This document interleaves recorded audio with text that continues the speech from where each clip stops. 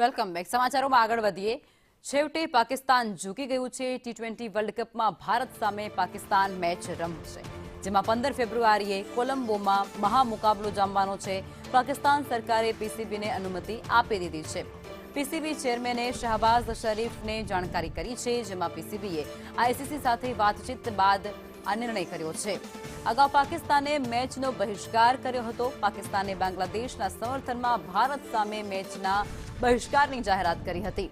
પાકિસ્તાન અને Bharat T20 world કપના group એમાં છે. ભારત સામેની મેચ અંગે સોમવારે લાહોરમાં પીસીબી અને આઈસીસીના અધિકારીઓ વચ્ચે બેઠક યોજાઈ હતી. આ બેઠકમાં પીસીબી તરફથી મેચ રમવા માટે 3 શરતો મૂકવામાં આવી હતી, જેને આઈસીસીએ સંપૂર્ણપણે નકારી દીધી હતી. પીસીબીની શરતોમાં હતું કે બાંગ્લાદેશ પર દંડ ન લગાડવામાં આવે અને ટી20 વર્લ્ડ કપની આવકમાંથી હિસ્સો આપવામાં આવે. આ ઉપરાંત પાકિસ્તાન ક્રિકેટ બોર્ડે ભારત સાથે દ્વિપક્ષીય સિરીઝ રમવાની પણ માંગ કરી હતી. આ સાથે જ પીસીબીનું કહેવું કંઈક એવું હતું કે ભારત બાંગ્લાદેશ અને પાકિસ્તાન સાથે ત્રિકોણીય સિરીઝ પણ રમવી જોઈએ.